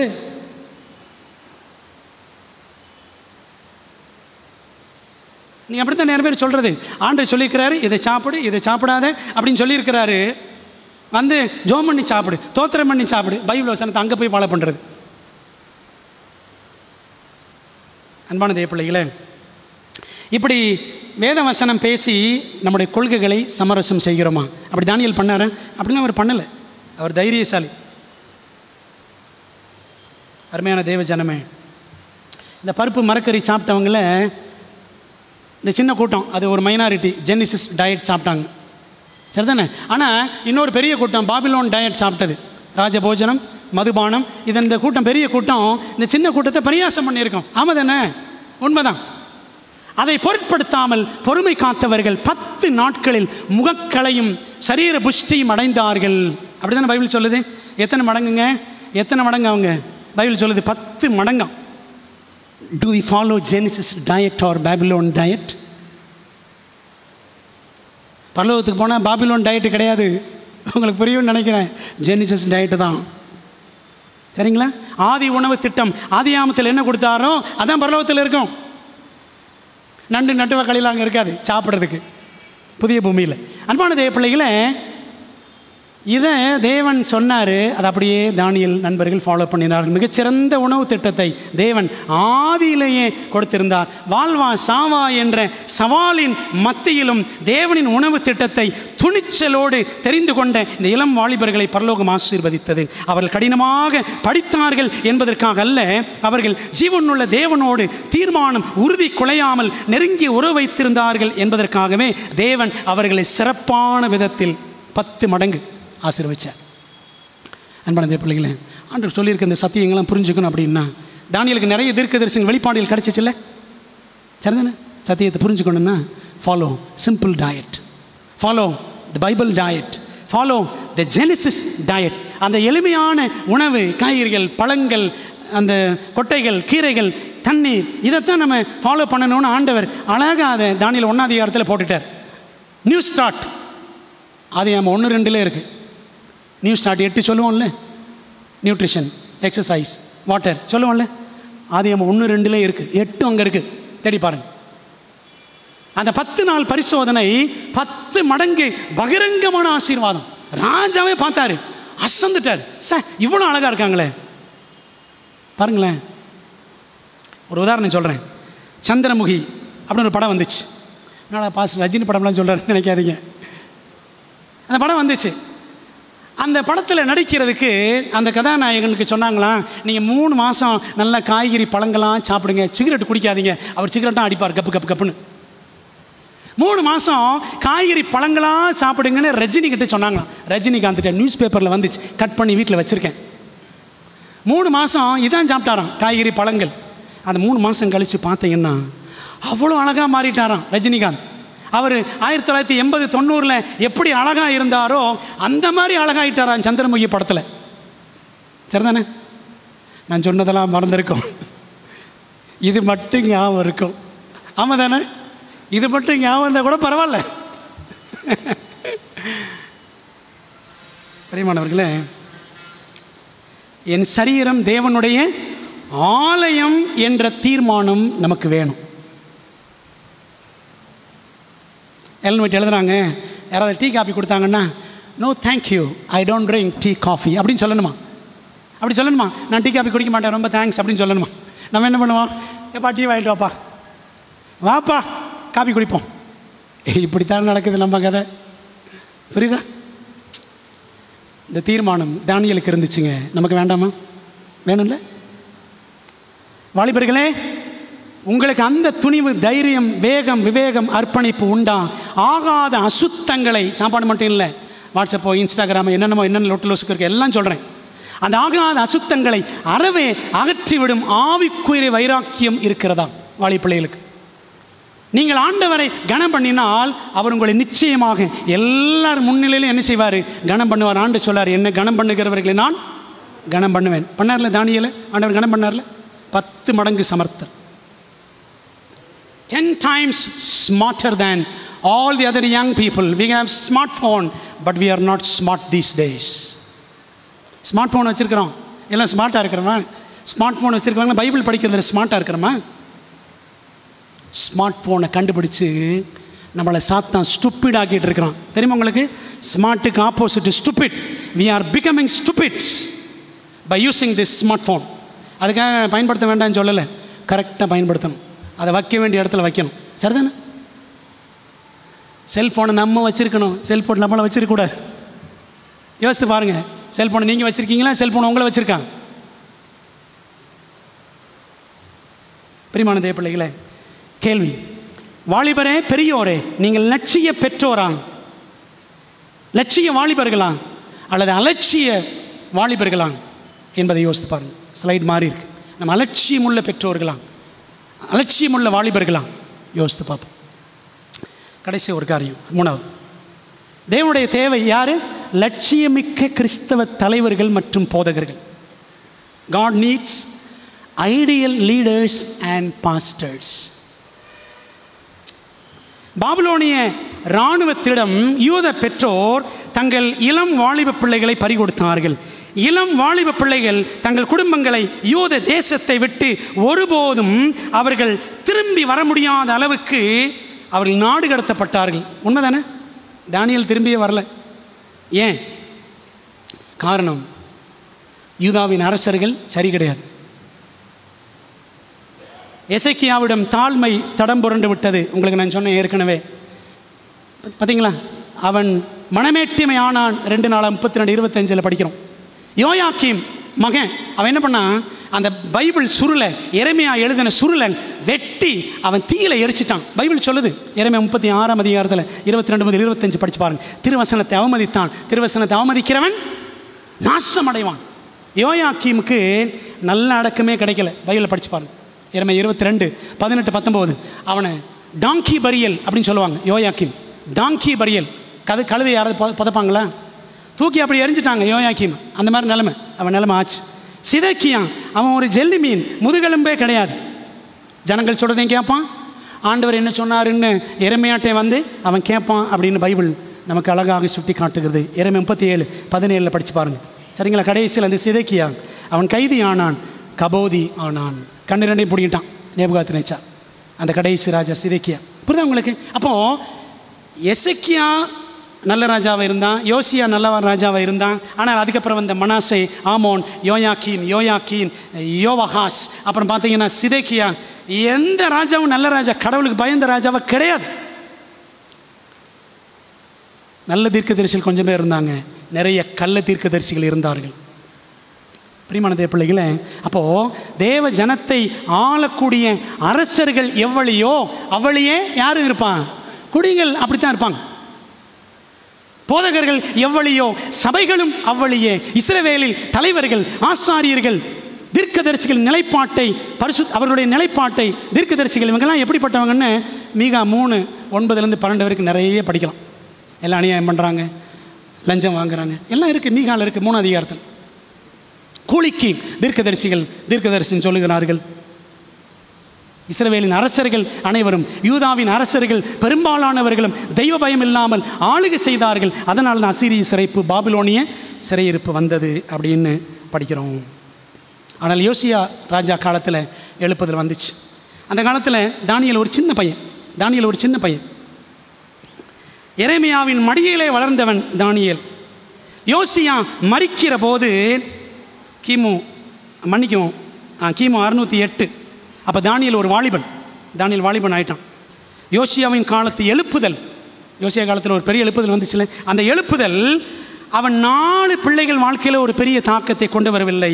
ஆனால் தானியேல் மற்றும் நண்பர்கள் வாழ்க்கையில் ஒரு பெரிய தாக்கத்தை கொண்டு வந்தது அப்படின்னு நம்ம தெளிவாக படிக்கிறோம். அதாங்க கேள்வி. இன்றைக்கி திருச்சபையில் இருக்கிற தலைவர்கள் ஒன்று நீங்கள் எல்லாத்தையும் நினச்சிக்காதீங்க, பாஸ்டர் தலைவர்கள் தாக்குறாரு அப்படின்னு. உலகத்தான் சொல்கிறேன், பைபிள் படி தான் சொல்கிறேன், இல்லாதெல்லாம் சொல்லலை. தலைவர்கள் என்றால் சபையில் இருக்கிற மூப்பர்கள், அதிகாரிகள், பொருளாளர்கள், சாப ஸ்கூல் டிபார்ட்மெண்ட், நம்மையும் குறிக்கும். we are also leaders. உண்மை தானே? லீடர்ஸ் அப்படின்னா தமிழில் வழிகாட்டிகள். அதாங்க நமக்கு தலைவர்களாக தான் பிடிக்குது. வழிகாட்டிகள். லீடர்ஸ்னால் யார்? வழிகாட்டிகள். நல்ல வழியை காட்டணும். நல்ல வழியை காட்டினாங்களா? படித்த நம்ம பைபிளில் பார்த்த ராஜாக்கள், அதனால தான் சிறையிருப்பு. அன்பான தேவ பிள்ளைகளை, இன்றைக்கி சபையில் இருக்கிறவங்க முன்மாதிரியாக இருக்கணும். முன்மாதிரியாக இருந்து தேவனுக்கு பயந்து குடும்பத்தை நடத்தணும். யோசித்து பாருங்கள். கிறிஸ்தவ வழிகாட்டிகளே, போதகர்களே, சபையில் இருக்கிற அலுவலர்கள் யாருனாலும் சரி, நாம் லட்சியம் உள்ளவர்களா அலட்சியம் உள்ளவர்களா? பாருங்களேன், பைபிளில் அந்த ராஜாக்கள் ஒருத்தன் வெட்டிக்கிட்டான், அடிச்சுக்கிட்டான், அடுத்து அவன் ராஜாவாகணும்னு. அதான் இங்கே நடக்குது. போட்டா போட்டிகள், சூழ்ச்சிகள் இன்னைக்கு நிறைய இருக்கு. தந்திரமாய் தானே இருக்க வேண்டும் என்று நினைத்து வேலைகள் செய்வது, அதெல்லாம் அந்த காலத்தில் பைபிள்லேயே செஞ்சாங்க. யூதா ராஜாக்களும் இஸ்ரவேல் ராஜாக்களும் சிறையிருப்பு அதனால தான் வந்துச்சுங்க. பிரியமான தேவ பிள்ளைகளே, மீண்டும் சிறையிருப்பு வரப்போகிறது. யூதா முழுவதும் பாபிலோனுக்கு கைதிகளாக சென்றது போல வெளிப்படுத்தல் 17-18 படிக்கிறோம். ஒரு பயங்கரமான கடைசி சிறையிருப்பு மீதமானவர்களை முற்றுகையிட போகிறது. சரிதானே? கத்தோலிக்கமும் புராட்டஸ்டன்ட் சபைகளும் ஆவி மார்க்கம் எல்லாம் சேர்ந்து ஞாயிறு சட்டத்தை கொண்டு வரப்போகிறது. வெகு சீக்கிரத்தில் இது நடக்கும். தேவனுடைய கற்பனைகளை கை கொண்டு இயேசுவின் விசுவாசத்தை உடையவர்களை அது முற்றுகை போட போகிறது. இக்கட்டு காலம். கிறிஸ்தவ பெற்றோரே, லட்சியத்துடன் உங்கள் பிள்ளைகளை பயிற்றுவிக்கிறீர்களா? கிறிஸ்தவ வாலிபரே, லட்சியத்துடன் தேவனை பின்பற்றுகிறீர்களா? கிறிஸ்தவ வழிகாட்டிகளே, போதகர்களே, ஆசிரியர்களே, லட்சியத்துடன் மந்தைகளை மேய்க்கிறீர்களா, காக்கிறீர்களா அப்படின்னு யோசித்து பாருங்கள். ஒரு காரியத்தை சொல்லி முடிச்சிடறேன். தானியேல் 1 அதிகாரம் ஆரம்பிக்கும் பொழுது தோல்வியோடு ஆரம்பித்தது போல் தெரியும், அப்படி தானே? ஆனால் தானியேல் 1:24 நீங்கள் படித்து பார்த்தீங்கன்னா, 1:21 எடுங்க பைபிள், அந்த வசனத்தை படிப்போம். கடைசி வசனம் தானியேல் 1:21 படிச்சிங்கன்னா, கோரேஸ் ராஜ்யபாரம் பண்ணும் 1ஆம் வருஷம் மட்டும் தானியேல் அங்கே இருந்தான். இந்த வசனத்தின்படி தானியேலுக்கு 84 வயசு. தானியேல் கடைசியாகத்தான் 1ஆம் அதிகாரத்தை முகவுரையாக எழுதியிருக்க வேண்டும் என்று வேத அறிஞர்கள் சொல்கிறார்கள். தோல்வியிலே தொடங்கினது போல் தெரிகிற 1ஆம் அதிகாரம் முடிவில் யார் வெற்றி பெற்றான்? தானியேல் கைதியாக போய் அவர் பெரிய பிரதமர் ஆயிட்டார். உண்மைதானே? இப்போ படிக்கலாம். அந்த உண்மையாக இருந்த அந்த 4 பேரை, அந்த சிலரை ஆண்டவர் பாபிலோனிலும் மேதே பெர்சியாவிலும் பெரிய பெரிய அதிகாரிகளாக மாற்றினார். என்ன சொல்ல வாரேன்னா, எருசலேமையும் எருசலேமின் அரசனையும் எருசலேமின் குடிகளையும் ஆண்டவர் பாபிலோன் ராஜாவின் கையில் ஒப்பு கொடுத்தார். அதான் தானியேல் 1 அதிகாரம் 1-2 கடைசியில் படித்து பாருங்க. அதில் படிக்கிறோம், ஆண்டவர் பாபிலோனையும் மேதே பெர்சியாவையும் அங்கிருந்த அரசர்கள் 7 பேரையும் ஆண்டவர் எல்லாரையும் தானியேலின் கையிலே ஒப்பு கொடுத்தார். ஆமாம் தானே? ஆமென். தானியேல் ஆண்டவர் அவ்வளோ உயர்த்தினாருங்க. உண்மையாக இருந்தான் ஆண்டவர் ஒரு கைதியை கூட என்ன செய்வார்? பிரதமர் ஆக்கிடுவார். உண்மையாக இருக்கணும். முடிக்க போகிறேன். ஒரு முக்கியமான வாசகம் சொல்லி முடிக்க போகிறேன். தமிழில் மட்டும் வாசிக்கிறேன், இங்கிலீஷில் இருக்குது. The greatest want of the world, the greatest want of the world is the want of men அப்படின்னு இருக்கு இங்கிலீஷில். தமிழில் வாசிக்கிறேன். உலகின் தேவை, மாபெரும் தேவை மனிதர்களின் தேவையாகும். எப்படிப்பட்ட மனிதர்கள்? விற்கப்பட முடியாத, எதை கொடுத்தும் வாங்கப்பட முடியாத, உனக்கு இந்த பதவி கொடுத்துட்றேன், அதை கொடுத்துட்றேன், உனக்கு அவளை கொடுத்துட்றேன், இவளை கொடுத்துட்றேன் அப்படின்னு ஒன்றே பல்ட்டி அடிச்சிடக்கூடாது. நம்ம பல்ட்டி அடிச்சிடுவோம்ல, ஒரு கட்சியிலேருந்து 500 ரூபா கொடுத்த உடனே போடு ஓட்ட போட்டுறோம்ல. தங்கள் இருதயத்தின் ஆழத்தில் உண்மையும் நேர்மையும் உள்ளவர்கள், பாவத்தை அதன் சரியான பெயரால் அழைக்க பயப்படாதவர்கள். What you do is wrong சொல்லணும் தைரியமா. அப்படிப்பட்டவர்கள் துருவத்தை நோக்கி நிற்கும் ஊசி முனையை போல். இந்த கேம்பஸில் பாருங்களேன், கேம்பஸில் அந்த முள் எங்கே நோக்கி தான் நிற்கும்? எங்கே திருப்பினாலும் எங்கே வந்து நிற்கும்? நார்த்தில் வந்தால் நிற்கும். பார்த்துருக்கீங்களா? வடக்கில் தான் வந்து நிற்கும். அந்த ஊசி முனையை போல தங்கள் கடமையிலே உத்தமமாக இருக்கிறவர்கள் வானங்களே இடிந்து விழுந்தாலும் உன் தலை போயிடும். தானியேலுக்கு சொன்னாங்க, பரவாயில்ல. அக்கினி சூழலில் போடுவான், பரவாயில்ல. சிங்கக்கபியில் போடணும், பரவாயில்ல. எங்கேனாலும் போடும், ஆண்டவர் என்னை காப்பாற்றுவார். புரியுதுங்களா? அப்படிப்பட்ட மனிதர்கள் தேவனுக்கு தேவை. ஆண்டவரே, என்னை அப்படி ஒருவனாக மாற்றும். அதுக்கு தான் தேவன் நம்மிடத்தில் எதிர்பார்க்க. அதாங்க தேவனுடைய தேவை. புரிஞ்சுக்குவோம். இந்த பாடங்களுக்காக தேவனுக்கு நன்றி சொல்லுவோம். தானியேல் புஸ்தகம் படிக்கிறத லைட்டாக நினச்சிடாதீங்க, கருத்தாக படிங்க, மற்றவங்களுக்கு ஷேர் பண்ணுங்கள். நல்லா கற்றுக்கொள்ளுங்க. நோட்ஸ் எடுங்க. நோட்ஸ் கொடுக்குறேன். கடைசி காலம் ஆண்டவர் வரப்போகிறார். முழங்கால் படிவிடுமா. எங்கள் பரிசுத்தமுள்ள நல்ல தகப்பனே, இந்த நாளுக்காக நமக்கு ஸ்தோத்திரம் செலுத்துகிறோம். கர்த்தருடைய கிருபையினாலே தானியேல் தீர்க்க தரிசனங்களை படிக்க ஆரம்பிச்சிருக்கிறோம். கர்த்தாவே, முதல் பகுதி, முதல் அதிகாரம், அந்த முதல் கதை பகுதியை நாங்கள் இன்றைக்கி படித்தோம். ஆண்டவரே, இந்த கதைகள் எல்லாம் வெறும் கதைகள் அல்ல, தீர்க்க தரிசன அர்த்தம் கொண்டவை என்று நாங்கள் படித்தோம். ஆண்டவரே, தானியேலும் நண்பர்களும் ஒருவேளை பரிகசிக்கப்பட்டிருக்கலாம், பாடுபட்டிருக்கலாம். ஆனாலும் ஆண்டவரே, தலைபோகிற சூழ்நிலை ஏற்பட்டது. ஆனால் எல்லாவற்றிலும் ஆண்டவருக்காக, சத்தியத்துக்காக, கொள்கைக்காக நின்றார்கள். ஆண்டவரே, அப்படிப்பட்ட லட்சிய கிறிஸ்தவர்களை ஆண்டவர் தேடுகிறீர். உம்முடைய தேடுதலுக்கு நாங்கள் பதிலாக உம்முடைய கண்களிலே அகப்பட வேண்டும். ஆண்டவரே, எங்களுக்கு உதவி செய்யுங்க. உலகத்தோடு, உலகத்தின் கொள்கைகளோடு நாங்கள் சமரசமாகி விடாதபடி எங்களை பாதுகாத்து கொள்ளுங்க. சபையில் இருக்கிற நாங்கள் கிறிஸ்துவை காட்ட வேண்டும். உலகத்திற்கு உம்முடைய சத்தியத்தை நாங்கள் காட்ட வேண்டும். ஆண்டவரே, ஏனோ தானோன்னு ஒரு வாழ்க்கை வாழ்ந்துட்டுருக்கிறோம். வாழ்க்கையை மாற்றுங்கப்பா. உமக்கு மகிமையாய் மாற்றும். வெளிப்படுத்தல் 14:7 சொல்லப்பட்டிருக்கிற முதல் தூதின் முதல் வரி, தேவனுக்கு பயந்தவரை மையப்படுத்துங்கள் என்ற அந்த வரி எங்கள் வாழ்க்கையில் நிஜமாகட்டும். ஒப்பு கொடுக்கிறோம். இந்த நாளில் தகப்பனே, சத்தியத்தை கேட்ட எல்லா பெற்றோர்களையும், ஆசிரியர்களையும், வாலிப பிள்ளைகளையும், தலைவர்களையும், திருச்சபை அலுவலர்களையும், போதகர்களையும் தேவன் தொடுவீராக.